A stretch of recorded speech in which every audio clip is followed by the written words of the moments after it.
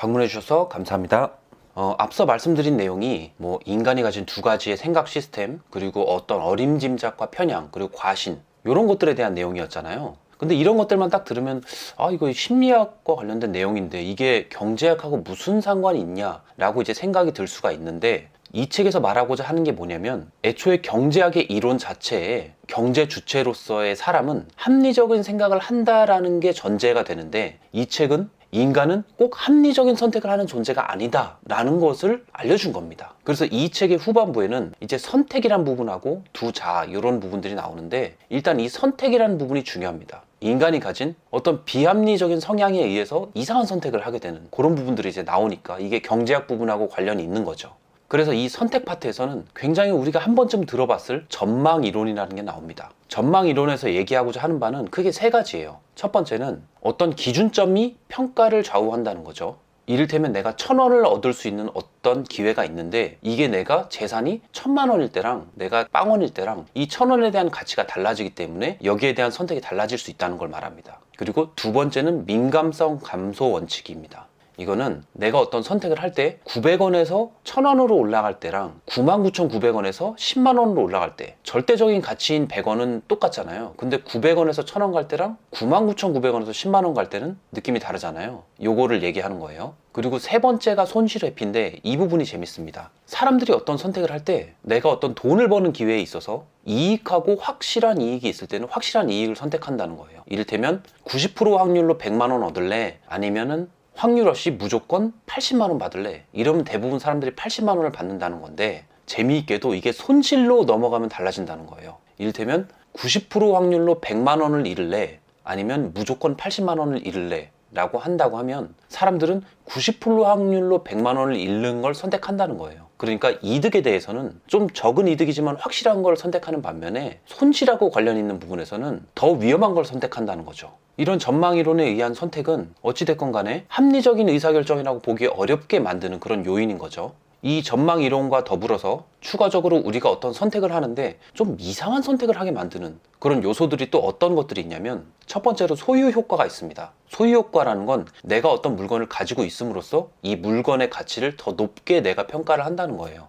이런 소유 효과를 나타내는 실험들이 있는데, 간단하게 말해서 어떤 컵이 딱 있을 때 여러분들한테 이 컵을 얼마에 사실래요? 라고 했을 때 2,000원이란 답변이 나온다고 한다면, 이 컵을 막상 여러분이 가지고 있었을 때는 나는 이 컵을 4,000원에 판다라고 얘기를 한다는 겁니다. 그러니까 소유 효과가 나타나는 거예요. 내가 이 컵을 딱 가지게 된 순간 이거는 내 거잖아요.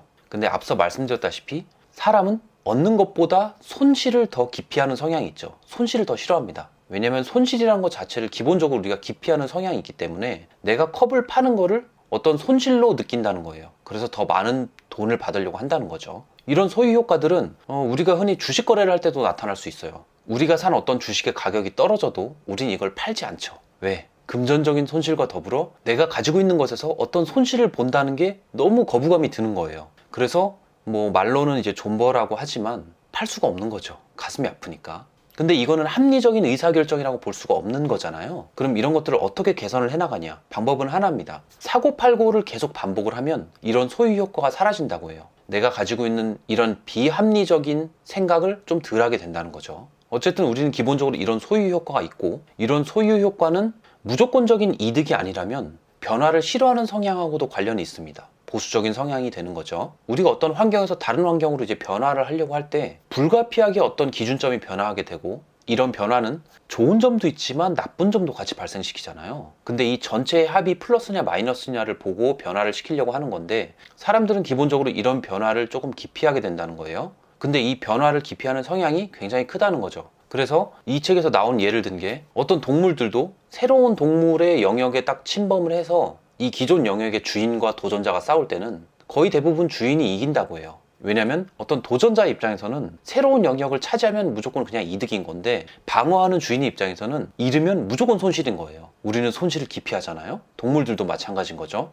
그래서 더 필사적으로 싸우게 되고 자기 영역을 방어할 확률이 높다는 거죠. 우리가 주변을 봤을 때 회사에서 구조조정을 한다던가 아니면 어떤 제도를 개편한다던가 할 때는 항상 저항들이 존재합니다. 싫은 거죠. 변화가 싫은 겁니다. 다음으로 우리가 이상한 선택을 하게 만드는 요소 중에 두 번째는 결정 가중시입니다.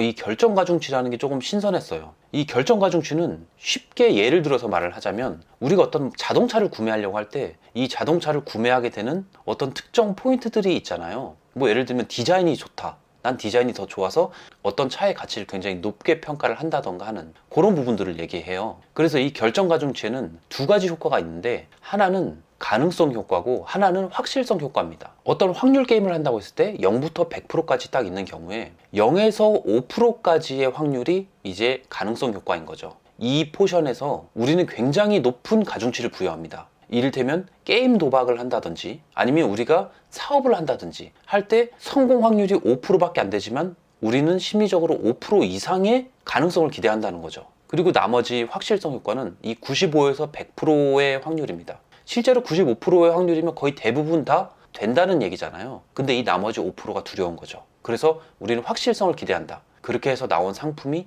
보험인 거죠. 그래서 이 결정 가중치 때문에 우리는 낮은 확률에 있음에도 굉장히 될 것 같은 느낌을 많이 받는다는 거예요. 그래서 이제 도전을 하게 되는 거죠. 근데 어쨌든 가능성 효과건 아니면 확실성 효과건 이거는 실제 확률하고 관련이 없이 우리 어떤 감정적인 프로세스에 의해서 느껴지는 감정인 거잖아요. 그래서 이런 것들은 이제 시스템 1하고 관련이 있습니다. 내가 막으려고 해도 막을 수가 없고 자동적으로 계속 그렇게 느껴진다는 거예요. 그래서 우리의 머릿속에서 시스템 1이 자동적으로 처리하는 환경 속에서 우리가 느낄 수 있는 감정은 두 가지겠죠. 하나는 불안, 그리고 다른 하나는 확신입니다. 우리가 불안을 느낄 때를 한번 가정해 볼까요? 우리가 어떤 주식을 샀는데 그 주식 회사에 대한 악재가 계속 기사로 나오는 거예요. 계속.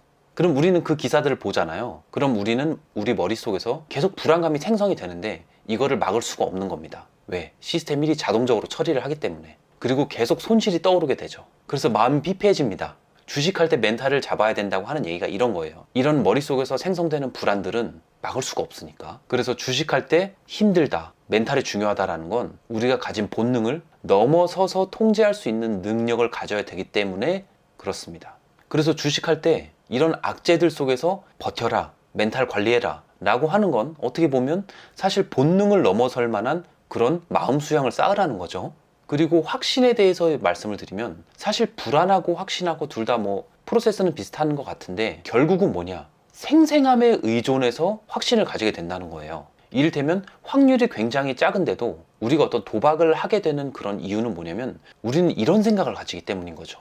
이거는 내가 하면 왠지 될 것 같아. 느낌이 딱 왔어. 자고 일어났는데 뭔가 번개처럼 머릿속에 스쳤어. 그리고 내가 어떤 도박을 해서 성공을 해서 내 머릿속에서 막 시나리오를 그리기 시작하는 겁니다. 사람들은 서사 만들기를 좋아하잖아요. 로또를 샀을 때 내가 당첨돼서 어디에 집을 사고 어디에 차를 사고 이런 생생한 상상이 머릿속에서 계속 떠오르면 이게 확률을 조작한다는 거예요. 왠지 더 될 것 같고 나는 성공할 것 같은 그런 믿음을 준다는 거죠. 그래서 앞서 말씀드린 이런 소유 효과나 결정 가중치 이런 요소들이 우리가 굉장히 뭔가 이상한 선택을 하게끔 만드는 요소들인데 우리가 어떤 합리적인 결정을 하기 위해선 이런 것들을 배제를 하거나 아니면 이런 효과들이 있다는 걸 알고 어떤 선택을 해야 좋은 선택을 할 수 있다는 거죠. 그래서 우리는 이런 위험 요소들을 관리하는 게 필요한데 책에서 말하기를 전문 거래인처럼 결정하라는 겁니다. 그러니까 거시적인 관점에서 이익을 추구하라는 거예요. 쉽게 예를 들자면 제가 되게 와닿았던 내용이 뭐냐면 우리가 어떤 물건을 사는데 조금 싸구려를 사요. 품질도 안 좋고 내구성도 안 좋지만 저렴한 제품. 근데 이런 거를 한 번 사서 두 번, 세 번 만에 부서지면 또 사고 부서지면 또 사고 이렇게 저렴한 선택들을 하지 말고 차라리 좀 괜찮은 물건을 괜찮은 가격에 사라. 그래서 길게 쓰는 게 훨씬 더 이득이다라는 거잖아요. 내가 지금 당장 생활비가 없을 때는 저렴한 것들로 자꾸 선택을 하려고 하는데 이걸 좀 넓게 보라는 거예요. 길게 보고. 그럴 때는 좀 더 우리한테 유리한 선택을 할 수 있게 된다라는 거죠. 여기서 말하는 이런 전문 거래인은 본능적인 어떤 편향에 휘둘리지 않는 결정을 하는 사람들을 얘기를 하는데 주식으로 예를 들자면 우리가 어떤 목돈이 필요할 때 우리가 투자한 두 가지의 주식 하나는 굉장히 올라간 주식, 하나는 떨어진 주식 어떤 주식에서 주식을 팔아서 돈을 마련할 거냐라고 하면은 우리는 대부분 오른 주식에서 주식을 처분해서 돈을 마련할 겁니다. 왜냐면 이게 잃은 주식을 판다라는 것 자체가 내 마음을 너무 아프게 하거든. 내가 손실을 입었다는 사실을 인지하게 만들거든요. 근데 이건 좋은 선택이 아니죠. 왜냐면 향후 발전 가능성을 봤을 때 이미 오른 주식은 계속 냅두는 게 옳다는 거죠. 근데 우리는 이런 마음이 작용하는 부분을 컨트롤하지 못하기 때문에 안 좋은 선택을 하게 되는 거고 이런 것들을 방지하기 위해서 내가 전문 거래인이 되었다라고 이제 상상을 해보라는 거죠. 그럼 선택이 달라질 수 있다는 겁니다. 추가로 우리가 전문 거래인처럼 결정을 하기 위해서는 우리는 틀짜기 효과를 알아야 됩니다. 이 틀짜기가 그냥 쉽게 얘기하면 그 프레임이에요. 프레임. 어떤 프레임으로 볼 것인가에 대한 내용인 거죠. 굉장히 유명한 예시가 있습니다. 내가 연극을 보러 가는데 내가 가진 표 2개를 잃어버렸을 경우랑 내가 연극을 보러 가는데 연극 표를 살 돈을 잃어버렸을 경우, 우리는 표를 잃어버렸을 때를 생각하면 굉장히 마음이 아파요. 그럼 내가 2배의 돈을 주고 사는 건데, 이런 마음이 들지만 후자의 경우, 내가 표를 사러 가다 돈을 잃어버렸다고 생각을 하는 경우에 돈을 잃어버린 거에 대해서 가슴이 아프지, 이 연극을 보는데 내가 2배의 돈을 내고 연극을 본다라는 생각은 잘 안 하거든요. 그러니까 이게 심리적인 계좌랑 연결된 문제라고 합니다. 표를 잃어버려서 표를 다시 한번 사는 건 어떤 연극하고 관련된 내 심리적 계좌에서 나가는 건데, 돈을 잃어버리고 연극 티켓을 사는 건 이건 연극과 관련된 계좌가 아니라 내 자산과 관련된 계좌에서 나가는 거라는 거죠. 근데 결론적으로는 표를 잃어버리던 돈을 잃어버리던 둘 다 똑같은 결과인데 심리적으로 느껴지는 거부감이 차이가 큰 거죠. 그래서 우리가 프레임을 바꿔서 실제로 내가 티켓을 잃어버렸다고 하더라도 티켓이 아니라 내가 만약 이 돈을 잃어버렸으면은 이라고 상상을 해보라는 거죠. 내가 만약 이 돈을 잃어버렸더라도 뭐 연극을 봤었을까? 라고 생각을 해보라는 거죠. 프레임을 바꿔서 생각을 해보라는 겁니다. 그렇게 되면 선택이 좀 더 합리적일 수 있다라고 얘기를 하는 거죠. 이런 것들이 다 전문 거래인처럼 결정을 하기 위한 방법들인 거죠. 마지막 5번째 파트는 두 자아에 대한 내용입니다. 요거는 약간 경제학 쪽하고는 뭐 크게 관련은 없어 보이는데 이 부분이 굉장히 좀 새로웠어요. 그 사람은 기억하는 자아와 경험하는 자아, 이렇게 2개로 나눠진다고 합니다. 근데 재밌는 점은 이 기억하는 자아가 나의 어떤 생각과 결정을 통제한다는 거죠. 근데 이 기억하는 자아의 특징이 있습니다. 이 기억하는 자아의 특징은 뭐냐면, 이 기억하는 자아는 어떤 사건에 있어서 맨 마지막 종점하고 이 사건 전반에 대해서 가장 임팩트가 크게 남은 기억 하나만 딱 머릿속에 남는다는 거예요. 이게 무슨 말이냐면, 뭐 예를 들면 내가 어떤 데이트를 해서 처음부터 끝까지 다 재밌었는데 딱 헤어지기 직전에 이 여자친구랑 사소한 말다툼을 했다. 그러면 그 데이트는 내 기억하는 자아에서는 안 좋은 데이트로 기억이 난다는 거죠. 모든 순간들이 다 좋았지만 끝이 안 좋으면 안 좋은 데이트로 기억이 난다는 거예요. 그리고 어떤 데이트를 내가 처음부터 끝까지 다 좋았는데 중간에 딱 한 번 여자친구한테 엄청나게 큰 실수를 했다 라고 하면은 그 데이트도 안 좋은 데이트로 기억이 남는다는 거예요. 그러니까 어떤 딱 특정 순간, 근데 그 순간들이 그 사건의 맨 마지막 혹은 그 사건 중간에 있었던 가장 큰 기억, 그 하나만 딱 기억이 남는다는 거죠. 굉장히 특징적인 부분들만 기억을 하는데, 이런 것들만 기억한다는 말은 다시 말해서 다른 순간들을 기억을 잘 못한다는 거예요. 그러니까 이런 거죠. 여러분이 어떤 상대한테 100번을 잘해주다가 맨 마지막 순간에 실수를 했다. 그러면 안 좋은 평가를 받는다는 거예요. 근데 반대로 계속 안 좋은 평가를 받다가 맨 마지막에 뭐 헤어지기 직전에 뭐 선물을 준다던가 아니면 감동을 시킨다던가 이러면 그 데이트는 굉장히 환상적이고 아름다운 데이트가 되는 거죠. 그래서 이 기억하는 자아가 우리의 생각과 행동을 판단하는데, 이 기억하는 자아가 약간 정상이 아니다 라는 거죠. 그래서 재밌는 사실이 뭐냐, 우리가 뭔가를 하려고 할 때 우리 주변에서의 조언을 구하잖아요. 그럼 우리에게 조언을 해주는 사람도 기억하는 자아에 의거해서 조언을 해줍니다. 근데 문제는 이 기억하는 자아 자체가 정상이 아니라는 거죠. 그래서 우리는 어떤 조언을 들을 때 이 상대방이 하는 말 자체가 옳지 않을 확률이 굉장히 높다는 거예요. 왜냐면 이 사람 자체가 기억하고 있는 사실을 왜곡해서 기억을 하기 때문인 거죠. 그래서 그것들을 감안하고 들어야 된다라고 얘기를 합니다. 아무튼 이 책은 이렇게 제가 마무리를 하려고 합니다. 개인적으로 이 책을 읽는데 3주가 걸렸어요. 왜냐면 이 책이 두껍고 어려워서가 아닙니다. 정말 재미가 없었어요. 개인적으로 배울 건 너무 많은데 너무 재미가 없었어요.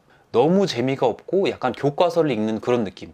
내가 마치 경제학 개론의 교양서적을 읽는 그런 느낌이 들어서 책에 대한 흥미가 점점 사라져가는 약간 그런 굉장히 큰 부작용을 겪었지만 어쨌든 죽이 되던 밥이 되던 이렇게 영상까지 만들 수 있었던 제 자신에 대해서 굉장히 박수를 쳐주고 싶고, 뭐 아무튼 굉장히 지루하고 노재민 영상 봐주셔서 감사드리고요. 여러분들도 한번 뭔가 부자가 되기 위한 읽어야 될 도서를 찾고 계신다면 이 책이 적합할 것 같아요. 사실 이 책은 주식 투자를 하는 사람 한 번쯤 보라고 하는 책이었는데, 주식 투자보다는 그냥 일상생활에서의 내가 어떤 소비 패턴을 바꾸는데 어떤 편향들을 가지고 있는지 굉장히 잘 알려주는 책이기 때문에 이 책은 읽어보시면 정말 좋을 것 같아요. 단 더럽게 재미가 없고 책에 대한 흥미를 잃게 만들 수 있다는 그런 단점이 있다는 점, 그건 감안하고 읽으시면 좋을 것 같습니다. 그럼 추석 연휴 잘 보내시고요. 다음 영상에서 찾아뵙도록 하겠습니다. 시청해주셔서 감사합니다.